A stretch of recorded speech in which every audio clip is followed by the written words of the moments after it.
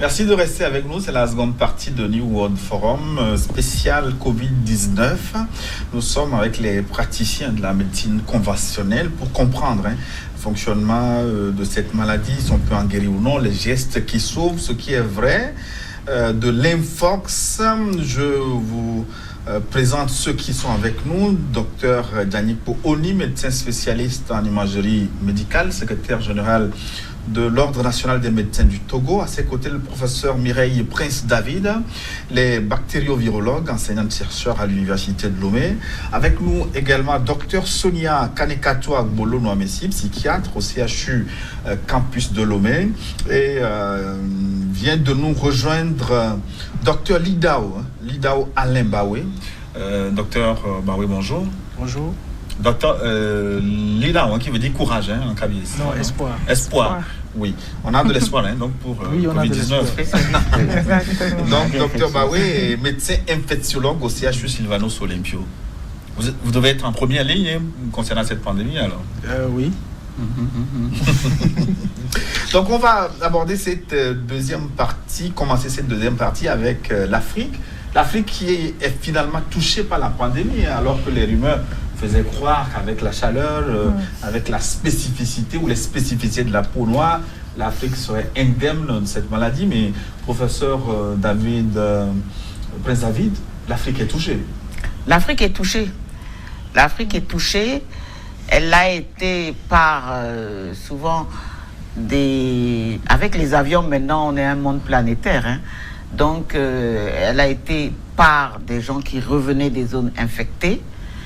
Et maintenant, nous observons des cas, on peut dire endogènes, c'est-à-dire que les gens qui sont là maintenant étant des sujets contacts, vont contaminer leurs voisins, enfin, d'où les mesures de prévention. Mais 633 cas environ aujourd'hui en Afrique, docteur Baoué, est-ce que relativement l'Afrique fait mieux face à ce virus que les autres, non? Oui, relativement, l'Afrique fait mieux si on se réfère un peu peut-être aux propriétés physico-chimiques du virus qui ne résiste pas très longtemps à l'air libre et que notre climat également est un atout. Mais comme l'a dit le professeur tout à l'heure, le premier cas forcément viendrait de quelqu'un qui est déjà infecté. Donc une fois que le virus est à l'intérieur de la personne, ces mesures, ces propriétés physico-chimiques ne servent plus. C'est lorsque le virus est à l'air libre que la chaleur, tout ça peut détruire le virus. Mais une fois que la personne est contaminée, c'est le point de départ pour contaminer les autres. Mais est-ce que cette pandémie va se développer moins vite en Afrique qu'ailleurs en raison justement du climat? Nous avons des spécificités africaines. Non, je ne dis pas non. C'est vrai que la pandémie a commencé quelque part, mais si en Afrique on ne prend pas des mesures, on peut atteindre les chiffres de la Chine. Vous voyez un peu l'Italie est en train de monter, donc c'est pas une question de climat, c'est une question de mesures drastiques contre ce virus. L'Afrique et notamment donc le Togo qui est touché aussi. Le premier cas a été signalé il y a 2 semaines. Mais finalement, la courbe est en train de grimper aussi, professeur. Oui, parce que comme tous les cas, vous avez des contacts. Vous avez les gens de votre maison, vous avez les gens de votre famille. Et donc, tous les jours, nous faisons le point. Et au jour d'aujourd'hui, il y a 16 cas qui sont confirmés, dont 12 sont confinés, hospitalisés à l'hôpital de Lomé commune. 1 sur ces 16 cas, donc il reste 4 cas sur les 16. Le cas Princeps est guéri et donc on l'a libéré, elle est confirmée guérie. On a refait des analyses de recherche du génome du virus dans ses sécrétions nasales. Il n'y en a plus. Et il y a 3 personnes qu'on essaye de convaincre et probablement qu'on va ramener à l'hôpital d'ici la fin de la journée. Il y a 10 cas probables, c'est-à-dire 10 personnes pour lesquelles le test doit être vérifié avant de conclure. Ces cas sont répartis à Lomé, aussi bien dans tous les districts, D1, D2, D4, D5, à Agoué, à Sokodé, à Sévier. Il y a des personnes qui vivent d'origine togolaise, des Togolais, il y a aussi des Européens. Il y a beaucoup plus d'adultes que d'enfants. Il y a quand même 2 enfants, ce qui fait une proportion de 12,5%. Ce qui est important pour nous dans ce type d'épidémie, c'est de voir comment ça peut éventuellement se diffuser. Donc très vite, pour chaque patient, on regarde son parcours, par où il est passé, par où il est arrivé, où est-ce qu'il a été, pour retrouver des sujets contacts. Et à l'heure d'aujourd'hui, il y a 254 personnes répertoriées contacts qui sont sous surveillance. Nous ne pouvons pas hospitaliser tous les contacts, mais nous les avons confinés à domicile. Ils sont régulièrement visités par les équipes des districts et on les sensibilise. Ils doivent prendre leur température 2 fois par jour. On les surveille comme on surveille le lait sur le feu. Est-ce qu'il n'y a pas encore de décès au Togo officiellement? Non, c'est pas officiellement ou officiellement. Il n'y a pas eu de décès. Effectivement, il n'y a pas de décès. Je crois que c'est important à ce moment de parler. On ne peut pas, dans une épidémie qui concerne, dans une pandémie, tricher. Parce que nous sommes tous dans l'Organisation mondiale de la santé. Le problème là, c'est que contaminer une personne ne veut pas dire qu'on a contaminé qu'une personne. Il y a tous les sujets contacts. Et donc, le danger est mondial. Oui, c'est chiffre qu'on égrène tous les jours. Est-ce que vous pensez que c'est utile, comme à la bourse là, tous les jours, on dit un nouveau cas, il y a 2 cas. Est-ce que, en dehors des praticiens, la population a besoin de savoir combien de personnes sont touchées? Quelle est votre avis? Si la population ne le savait pas, elle ne peut pas accepter le confinement. Exactement. Et puis là, pendant pendant plusieurs semaines, il y a eu des gens qui ont été dans le déni du fait, ils ne croyaient pas du tout. Ils ne croyaient pas que cette maladie existe. C'est vrai, c'est une phase qui peut s'entendre, mais là, il faut que la population se réveille. Elle existe bel et bien, cette maladie, mais il y a des mesures de prévention parce que déjà, si vous ne reconnaissez pas que quelque chose existe, vous n'allez pas participer à sa riposte. Vous n'allez pas prendre des mesures de prévention. Mais pour le moment, on n'en est pas encore au confinement, docteur Baoui. Si, on est au confinement. C'est déjà le confinement? Oui, on est au confinement. Et je vous apprends ici qu'un hôtel de la place a été réquisitionné pour le confinement. Et c'est l'hôtel Ibis. C'est quoi le confinement? Le confinement, c'est le confinement. En fait, c'est maintenir une personne suspecte dans une aire donnée. Cette personne n'a pas le droit de sortir parce qu'une personne qui est confinée est suspecte. Jusqu'à ce qu'on ne confirme ou infirme l'infection chez cette personne, il faut la confiner parce que, comme on l'a dit, même la personne qui est asymptomatique peut être contagieuse, contaminante. Donc, il faut confiner la personne pour limiter les risques de contamination ou bien de propagation de l'infection et de l'épidémie. Ça, c'est pour les cas suspects. Le gouvernement aussi a pris d'autres dispositions. Oui, justement. Est-ce qu'il faut laisser les autres vaquer à leurs occupations? Oui, mais c'est-à-dire, est-ce qu'on va mourir de faim ou on va mourir de coronavirus? Voilà, lorsque vous regardez, vous mettez 2 choses en balance lorsque vous êtes en gestion de santé. Et de toute façon, les gens doivent se nourrir. Oui. Voilà pourquoi le gouvernement a demandé que toutes les vendeuses du marché portent des masques. Mais il y a une autre décision qui a été prise que les gens n'ont pas bien écoutée. Actuellement, on ne peut pas sortir de Lomé. Hein? Oui, effectivement. Vous ne pouvez pas dépasser le péage d'Anéron. Sur là. Donc c'est pour protéger les villes qui ne sont pas encore touchées. Dans l'autre sens, vous ne pouvez pas dépasser le péage de Sévier. Vous ne pouvez pas dépasser le péage d'Amoussou-Kopé. Et toutes les frontières sont fermées. Nous sommes en confinement. C'est un confinement qui ne dit pas son nom. Mais on voit à l'intérieur du confinement, on voit encore beaucoup de gens circuler. À certains endroits, la circulation est presque normale. Est-ce qu'il ne fallait pas faire comme les Chinois, À Wuhan, comme vous l'avez dit, un confinement total où les gens restent chez eux le temps de régler ce problème du coronavirus. Qu'est-ce que vous en pensez? Les mesures se prennent au fur et à mesure. C'est pour ça qu'il y a réunion tous les jours. Lorsque ça va être nécessaire, si notre courbe monte, c'est des observations des épidémiologistes et de toutes les équipes, on arrivera à là. Regardez comment ça s'est passé. Lorsque le représentant de l'OMS a vu les premiers cas, il n'a pas dit confinement, il a dit c'est une maladie. Oui. Puis on a continué d'observer, c'est une épidémie. Les gens disent mais pourquoi il ne dit pas c'est une pandémie? Non, ce n'était pas encore la situation.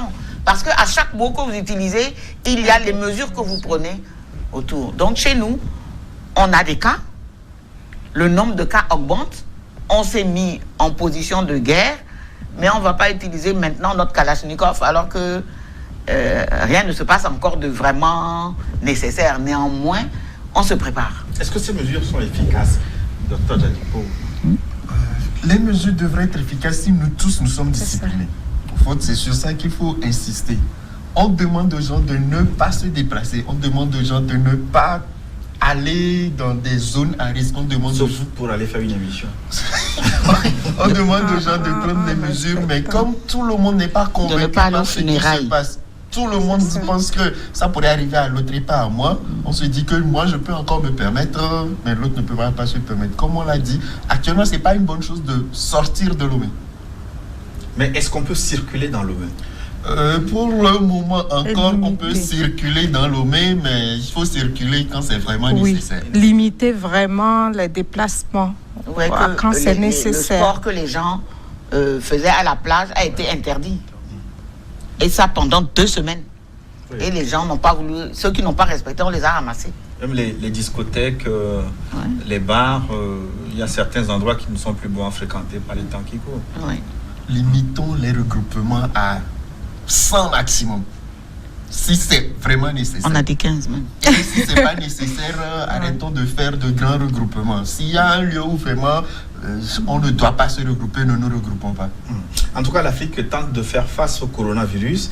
Le continent noir face à la pandémie. On va voir comment les Africains organisent la riposte. Longtemps resté au banc de la pandémie de coronavirus dont la propagation continue à travers le monde, l'Afrique fait désormais face au Covid-19. Depuis quelques jours, les gouvernements ne cessent d'annoncer leurs premiers cas. J'ai le regret de vous annoncer que le Libéria a enregistré un cas confirmé du virus Covid-19.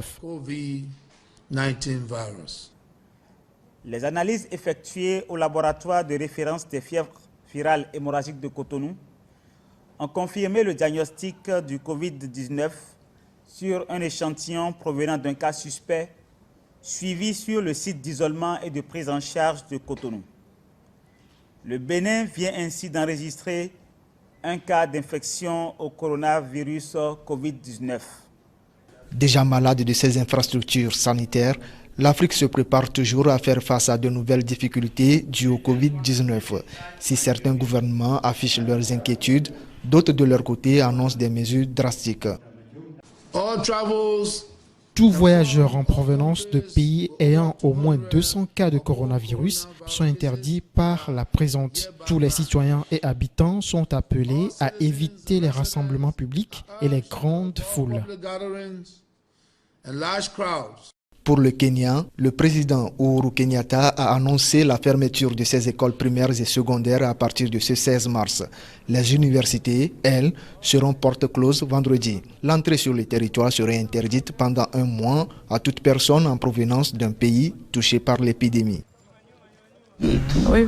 Alors, retour au plateau, mais de façon générale, est-ce que vous n'avez pas l'impression que les pays africains, notamment le Togo, ont tardé à prendre les mesures qu'il faut?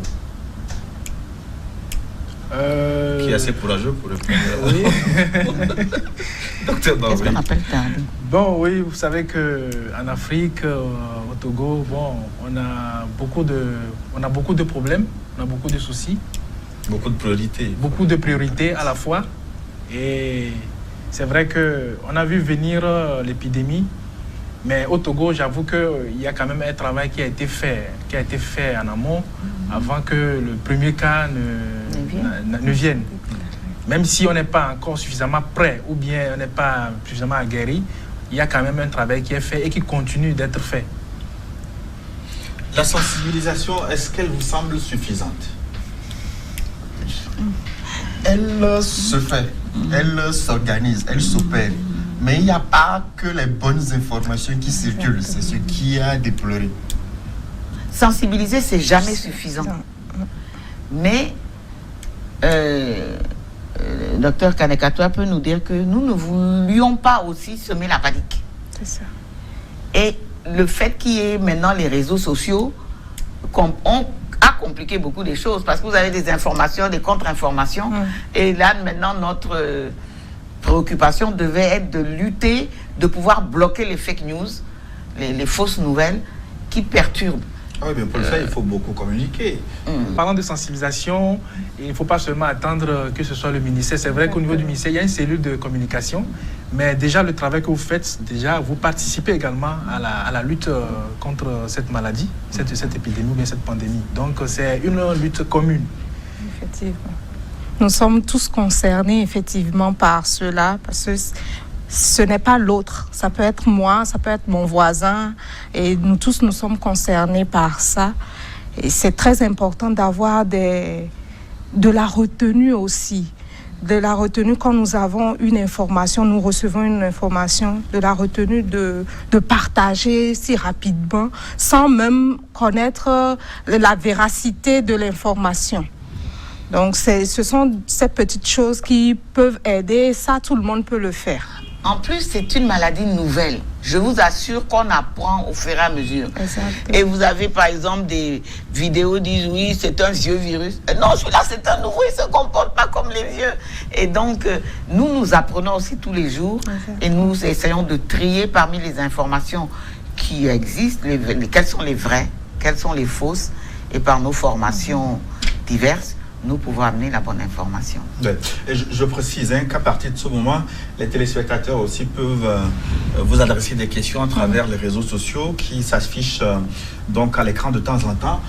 Une question, bonjour s'il vous plaît, comment je peux savoir que mon frère qui est à côté de moi est infecté? Je veux parler des signes, merci. Peut-être on en a parlé, c'est l'occasion de revenir là-dessus. Docteur Oni. Bon, je vais laisser la parole à l'infectiologue, mais il faut quand même préciser qu'il y a une période où quelqu'un peut avoir le virus sans faire la maladie et pouvoir transmettre ce virus autour. Donc c'est plus cette période qui est à craindre où on ne sait pas qui a le virus et qui ne l'a pas, mais on peut l'avoir en continuant de côtoyer cette personne et en ayant des contacts précis avec lui. Mais bon, tout ça, tout à l'heure. Il faut également noter que le virus ne circule pas dans notre environnement. Il n'est pas suspendu dans l'air. D'accord?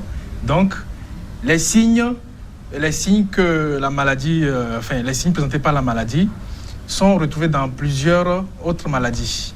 D'accord? L'important, c'est que la personne qui présente ces signes, il faut rechercher vraiment il faut rechercher s'il y a une notion de contact avec un cas confirmé, ou bien s'il y a une notion de voyage, de retour d'un pays qui est en épidémie. Sinon, une toux banale, ça peut arriver. Une fièvre, ça peut arriver. Un mal de gorge, ça peut arriver. Donc, c'est pas parce qu'on a seulement un mal de gorge, on a une fièvre que rapidement on va penser au coronavirus. Il faut avoir ce lien entre les signes et le contact avec un cas confirmé, ou bien le retour d'une zone du patient ou bien de la personne d'une zone en épidémie. Donc, il faut faire ce lien-là d'abord, il faut évaluer tout ce risque-là. Parce qu'aujourd'hui, les patients viennent à tout bout de champ à l'hôpital parce qu'on tousse, on fait la fièvre, on pense que c'est ça. Donc, dès qu'on aura écarté tout ça, cette personne, il faut la rassurer, on la traite comme toute une infection banale, ainsi de suite. Docteur. Oui, je voulais ajouter dans le même sens que Docteur Baoui, c'est de pouvoir prendre même une feuille. S'arrêter, prendre une feuille et puis voir, ok, il y a telle situation, j'ai commencé par tousser, par avoir de la fièvre. Quelle a été la situation dans laquelle je me suis trouvée? Ça a déclenché ça. Déjà là, vous prenez la feuille et vous écrivez. De l'autre côté, vous dites, c'est quelle émotion que j'ai eue. Vous voyez, dès que vous commencez ce travail, cette angoisse-là, ce stress commence pas à baisser. Si c'est pas physiologique, automatiquement, si c'est psychologique, cette pression-là baisse et automatiquement votre fièvre, la toux aussi va commencer par à baisser. Donc, dans le même sens, vraiment se poser les bonnes questions. Et ça, même, quitte à prendre une feuille, un bic, le fait d'écrire même permet de pouvoir gérer tout ça pour ne pas paniquer. Une bonne astuce. Professeur David, une deuxième question de Hervé Tataga, c'est lui qui nous écrit. Comme on veut fermer les marchés et boutiques, comment on va faire pour manger? Vous-même, vous saviez la galère dans laquelle on se trouve au Togo. Non, le gouvernement n'a pas dit qu'il fermait. Regardez le communiqué du gouvernement. Il n'a pas dit qu'il y aura fermeture des marchés. Il a dit que les femmes du marché devraient porter des masques parce que si l'une d'entre elles était contaminée, lorsqu'elle va parler, elle ne va pas distribuer le virus à l'extérieur. Donc les marchés ne seront pas fermés. C'est pour ça que le communiqué n'a pas été fait que par le ministère de la Santé. Il y a des économistes, on n'a pas fermé les boutiques. Mais c'est vrai que dans les boutiques, nous devons maintenant essayer d'avoir la culture qui est de respecter la distance de 1 mètre entre moi et la personne qui est avant moi à la caisse ou même dans le magasin. Parce que, comme je vous l'ai expliqué, lorsque je parle, j'ai des gouttelettes qui sortent.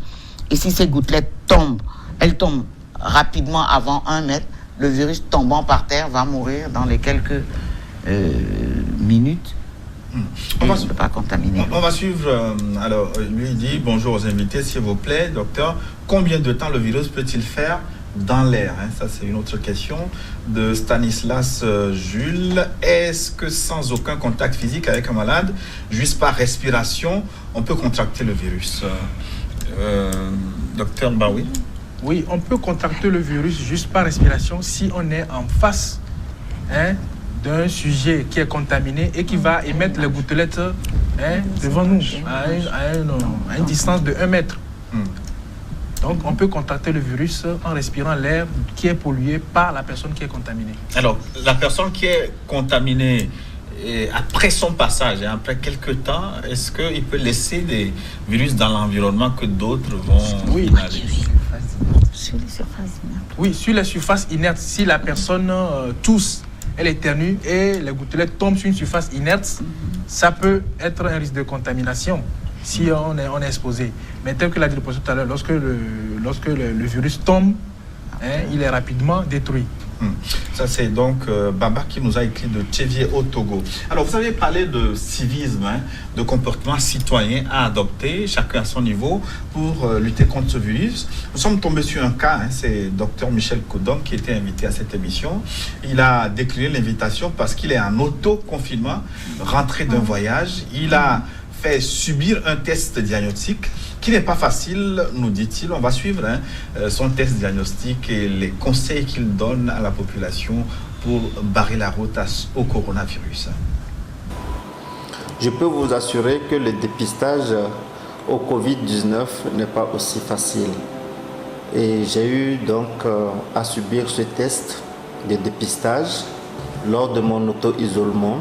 J'ai saisi les autorités sanitaires qui ont fait le déplacement pour me faire le dépistage. Et ce que j'ai à dire à ce sujet se résume à 3 niveaux. Premièrement, ce n'est pas un test aussi courant, facile à réaliser. Prendre toutes les mesures d'asepsie pour que le technicien puisse faire un bon prélèvement. Deuxièmement, il faut que le laboratoire soit un laboratoire certifié. Et troisièmement, il faut répéter donc cette analyse. C'est pour cela qu'il est important d'éviter de s'exposer au contact donc de ce virus. Il est temps d'agir. Et agir, c'est de prendre des mesures préventives, de respecter les consignes de nos gouvernements respectifs, de respecter les consignes dictées par l'OMS, l'Organisation mondiale de la santé.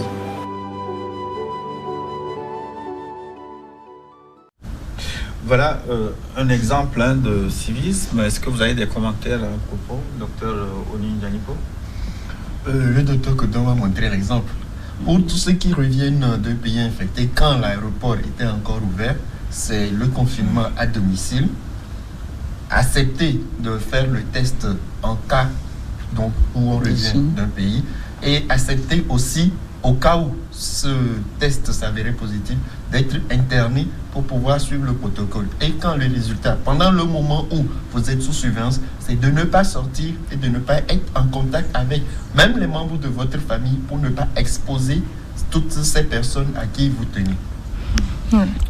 Et ça pour dire que ça ne doit pas être facile. Hein, quand j'écoute le docteur parler, on le voit que c'est pas facile de rester en confinement comme ça. Cependant, pour arriver à continuer de vivre malgré ça, malgré cette stigmatisation, déjà là, c'est un des effets du confinement. Parce que dès qu'il va sortir, même il y aura des gens qui vont avoir une certaine retenue pour pouvoir s'adresser à lui. Donc pour ça, en étant en confinement, il faudrait continuer à avoir un train de vie avec un emploi du temps, un planning. C'est très important. Respecter le rythme de vie, les rythmes de vie, c'est-à-dire les heures de lever, les heures de coucher, les différentes activités, malgré qu'on est sur place. Donc, ces différentes activités vont permettre aussi à l'organisme de pouvoir se réadapter. Parce que c'est ça, il faut carrément une réadaptation de l'organisme.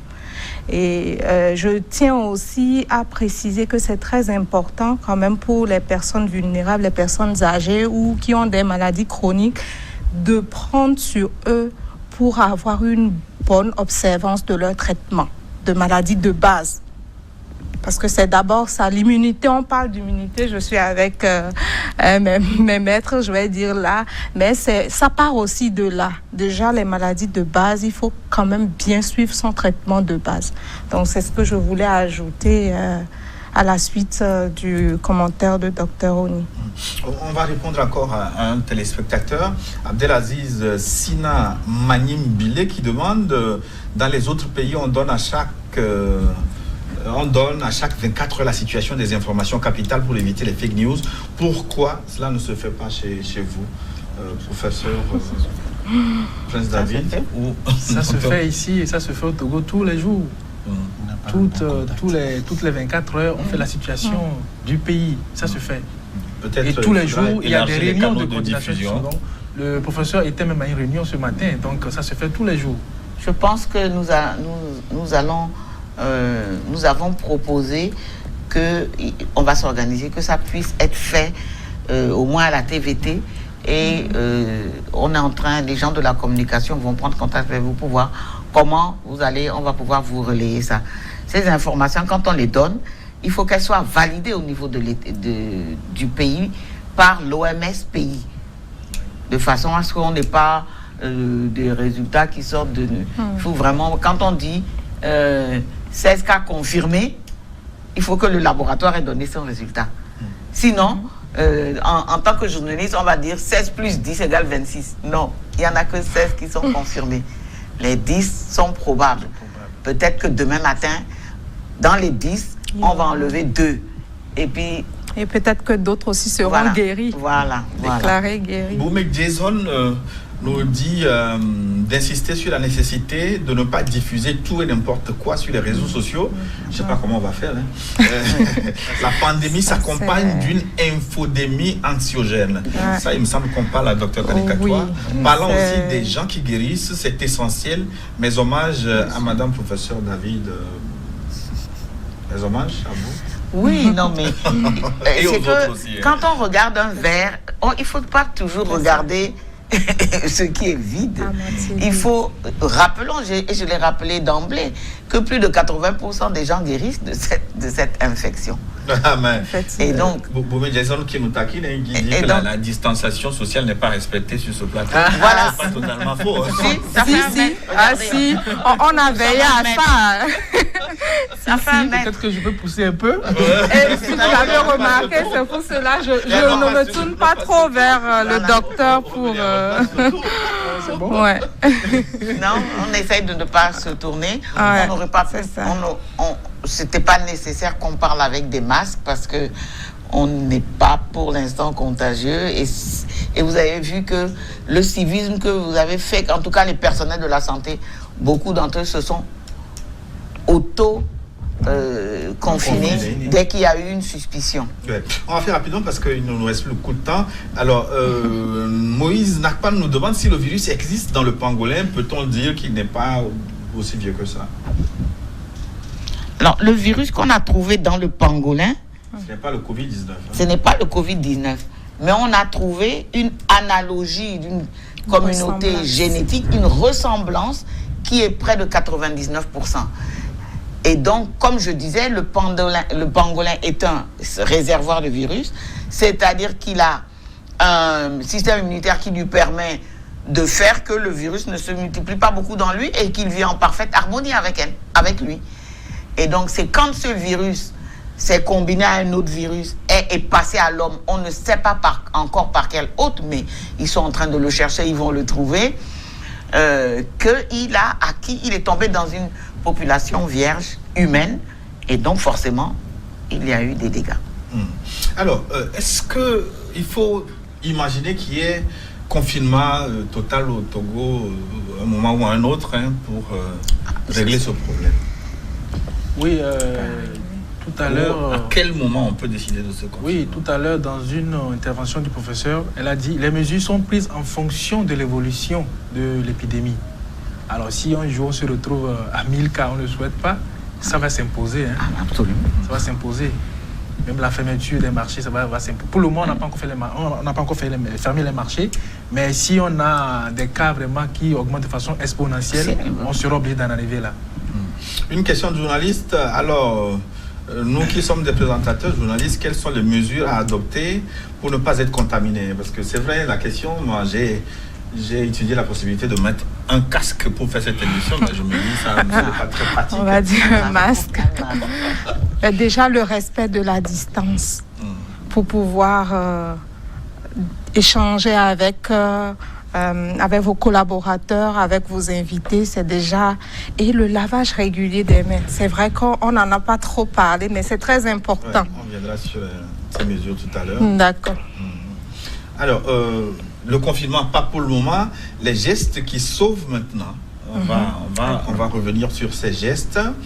Et surtout en essayant de séparer la bonne graine de l'ivraie, hein, parce qu'il y a beaucoup d'informations qui circulent autour du coronavirus. Je commence par la chaleur. On en a parlé un peu. Le coronavirus ne résiste pas à la chaleur. Vrai ou faux, docteur Onidanipo? Il faut scinder les problèmes. Le coronavirus ne résiste pas à la chaleur. Le coronavirus ne vit pas dans la chaleur. C'est pas la même chose.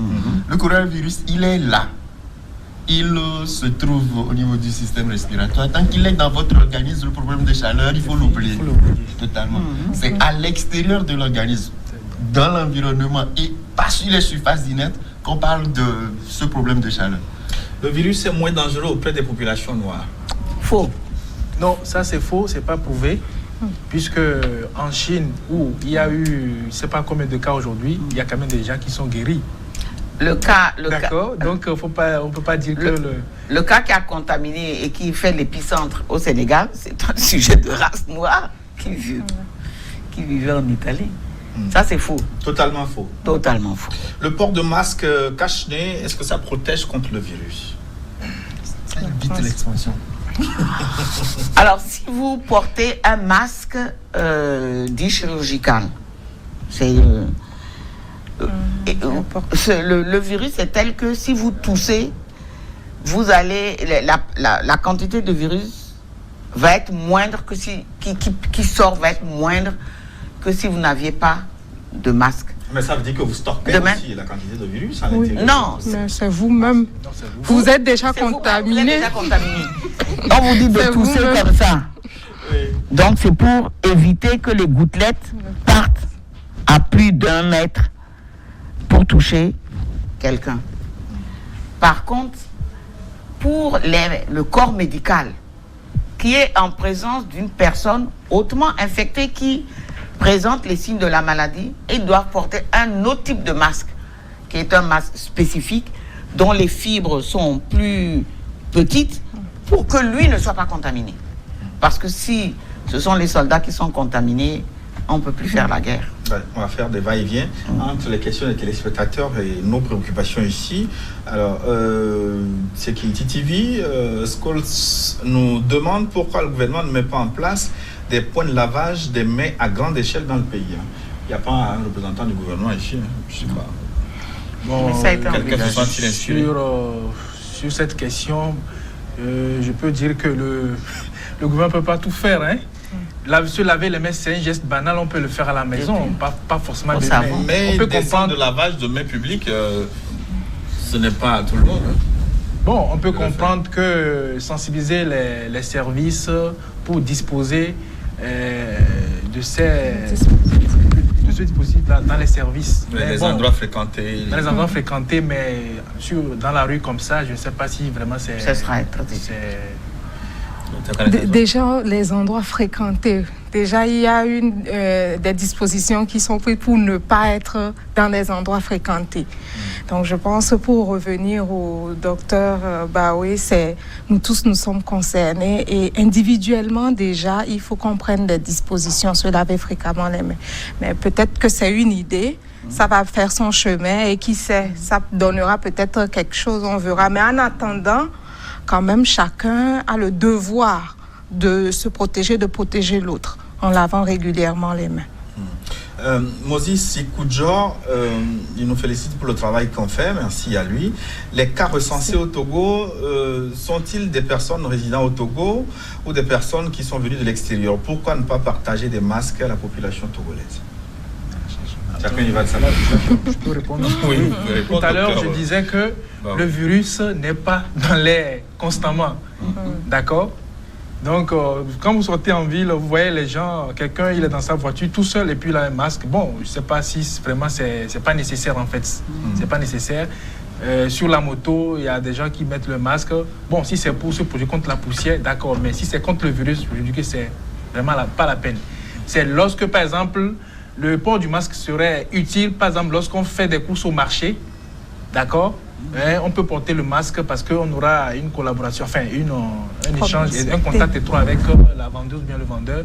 Là, on peut mettre le masque, tout ça. Mais comme ça, de façon isolée en ville, seul, dans sa voiture, sur la moto, ça ne sert à rien. Et le port du masque, il est également utile, notamment en milieu de soins, pour le personnel soignant qui est en contact avec les malades.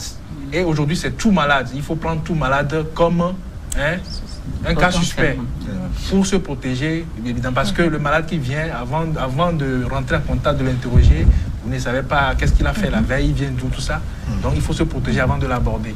Mais en dehors de ça, le port du masque comme ça, en ville, ce n'est pas vraiment nécessaire.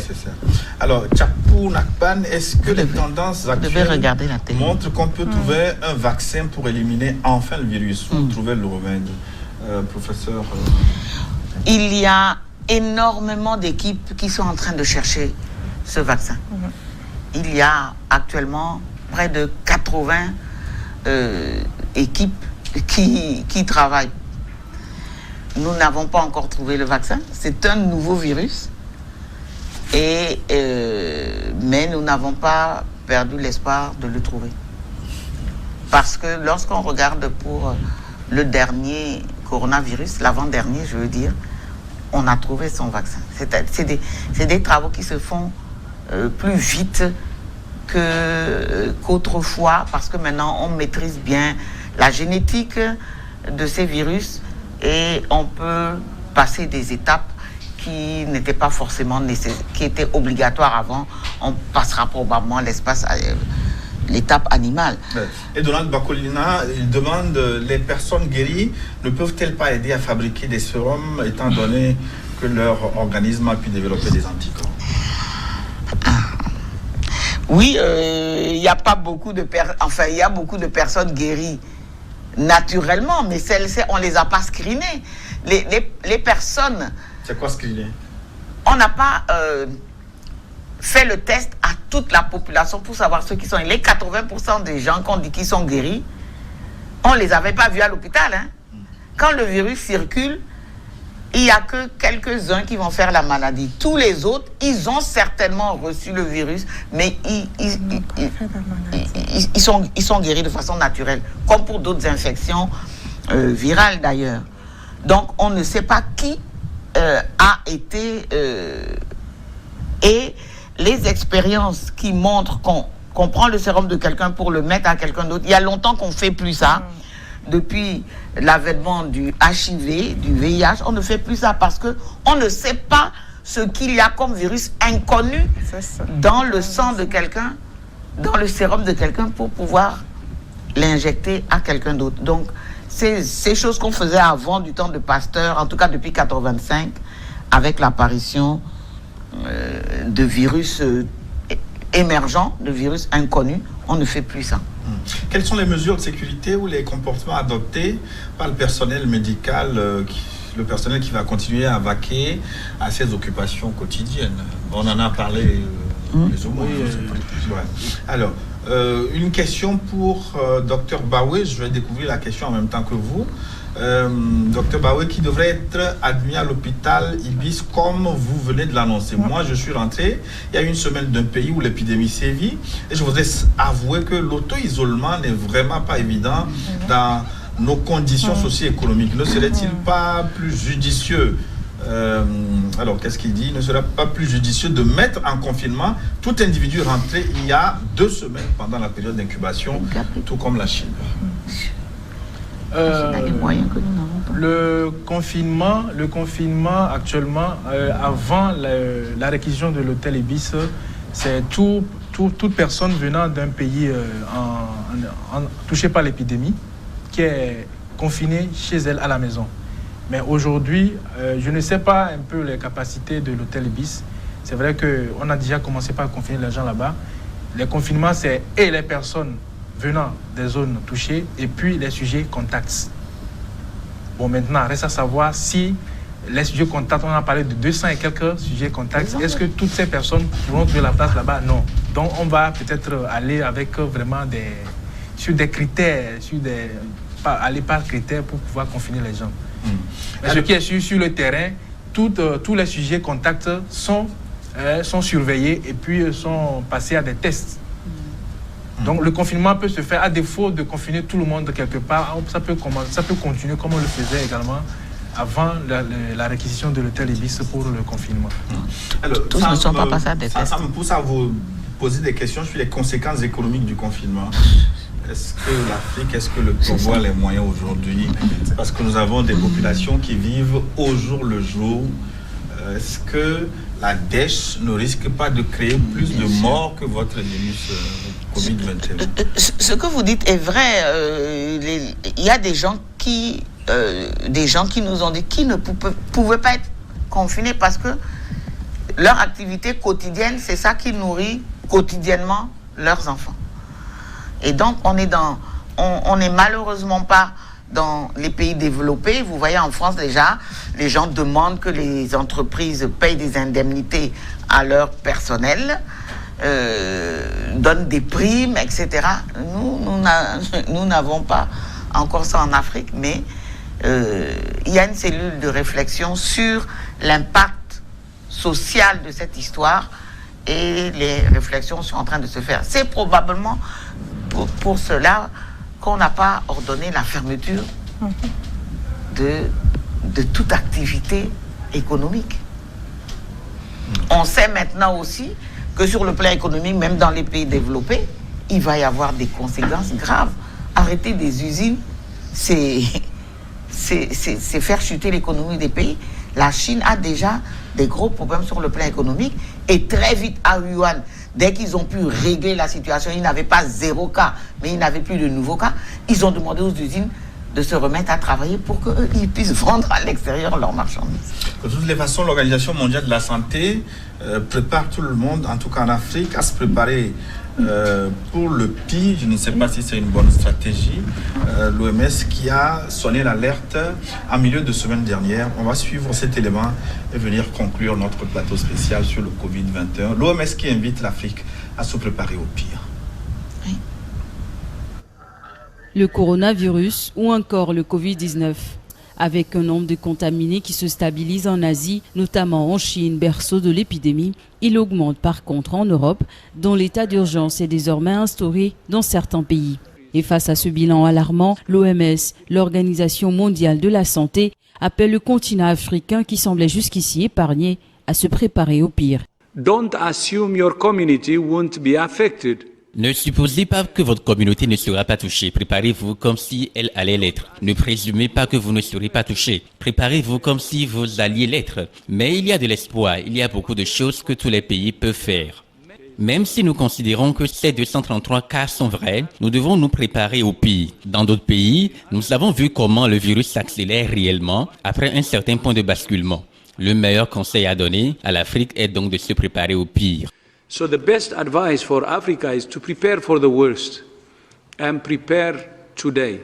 Début mars, soit 2 mois après l'apparition du virus à Wuhan en Chine, l'Afrique ne comptait que 2 cas, en Algérie et au Nigeria, puis un autre cas au Burkina Faso, le premier en Afrique subsaharienne. Actuellement, le virus est propagé pour toucher 32 des 54 pays du continent avec un total de 450 cas confirmés.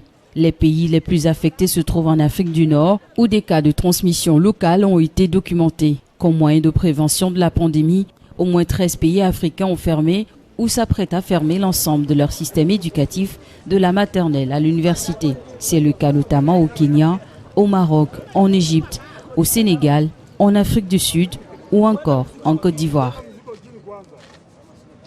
Dernière question pour conclure cette émission. Dans combien de temps vous pensez que la situation sera sous contrôle, Dr Baoui? Dans combien de temps, on ne saurait le dire. Approximativement? On souhaite que ça passe le plus vite possible, mais je ne peux pas donner une durée, mais on souhaite que l'épidémie passe le plus rapidement possible. Dr Djanipo? Si nous misons sur notre discipline et la prévention, nous en sortirons tôt. Mais si nous continuons à nier l'évidence, je pense qu'on va traîner un peu dessus. Donc les mesures de prévention, les mesures d'hygiène, les mesures barrières, il faudrait qu'on revienne là-dessus 1000 fois et que tout le monde puisse se sensibiliser à la chose. Et pour ajouter, pouvoir prendre du temps pour de petites pauses de relaxation. Ça va aider aussi notre propre immunité également. De la méditation, de la relaxation et de pouvoir respecter toutes ces mesures-là. C'est déjà ce que nous pouvons faire face à cette maladie.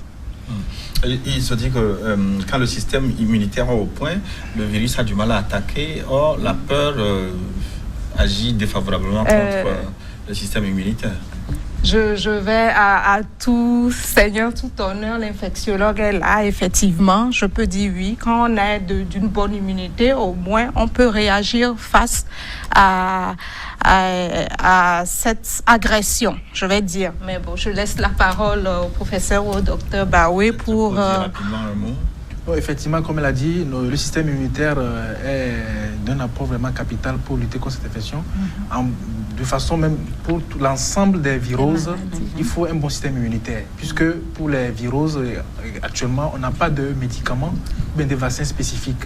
À l'exception du HIV et puis de l'hépatite B. Il n'y a plus rien.